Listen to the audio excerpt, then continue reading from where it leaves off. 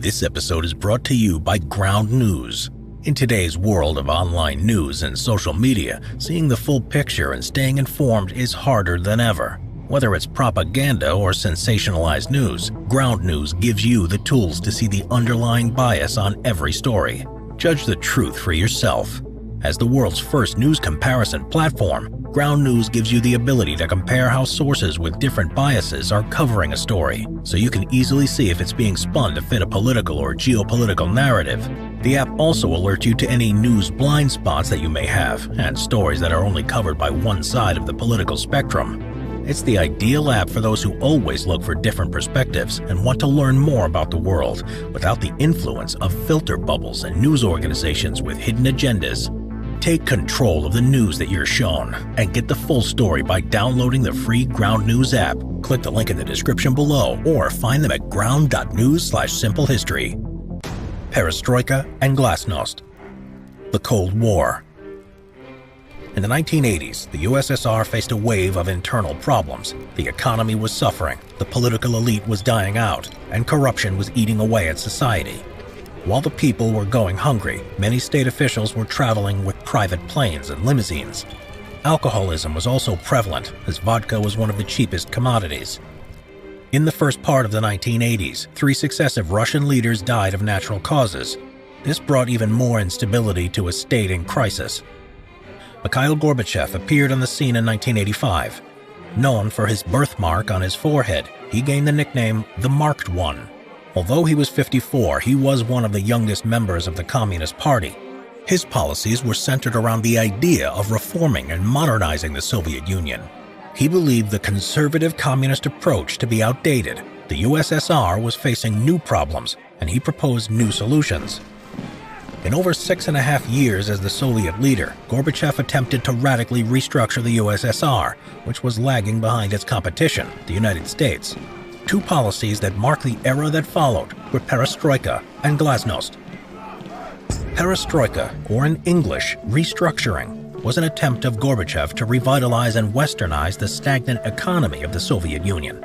The centralized production of the state was no match for the free-flowing market of the United States.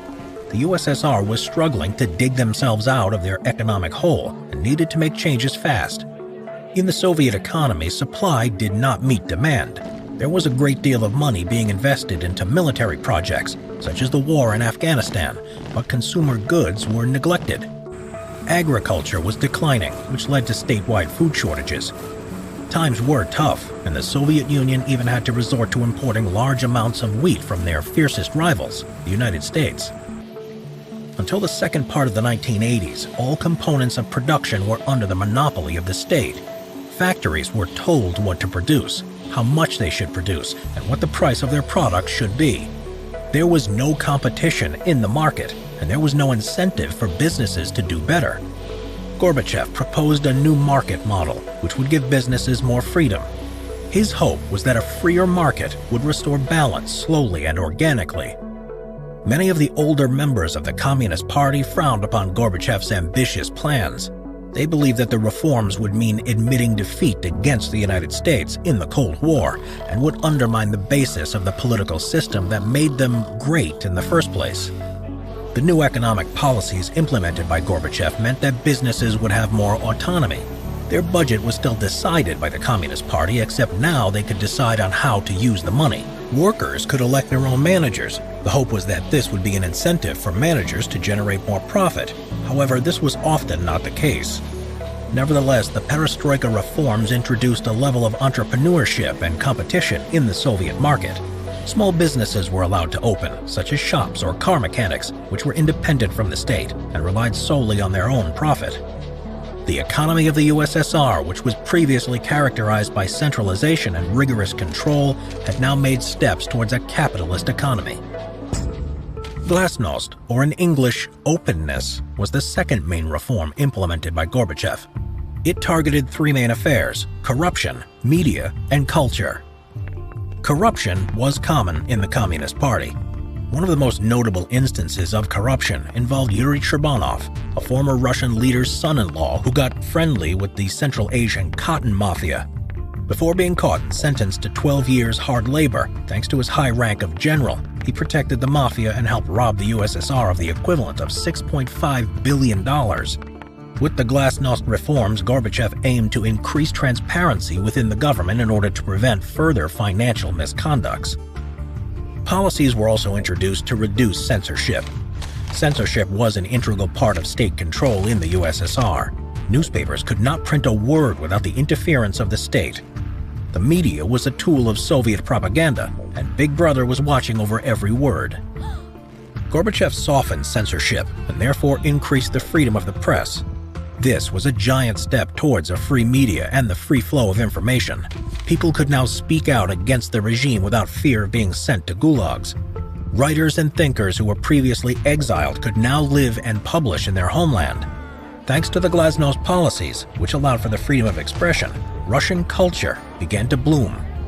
Solzhenitsyn was a famous Russian writer who spent 8 years in a Stalinist labor camp for criticizing the dictator in a private letter. Later, he lived in exile in Germany, as he was an outspoken critic of the Soviet Union. Because of glasnost, extracts of his book The Gulag Archipelago could appear in the Soviet literary magazine Novy Mir in 1989. With his citizenship restored in 1990, he returned to Russia in 1994. Perestroika and glasnost were radical steps made by Gorbachev to lead the USSR out of a crisis. His ideas improved the USSR's relationship with the West, and most importantly, with the United States. The changes he made marked the beginning of an end, the end of the Soviet Union. The restructuring implemented by him did not lead to the success he envisioned. He was applauded in the West for the democratization of the Soviet Union, for which he was given a Nobel Peace Prize in 1990. However, he slowly lost popularity within the state, which led to his resignation in 1991. By the end of that same year, the Soviet Union had completely broken up into independent nations.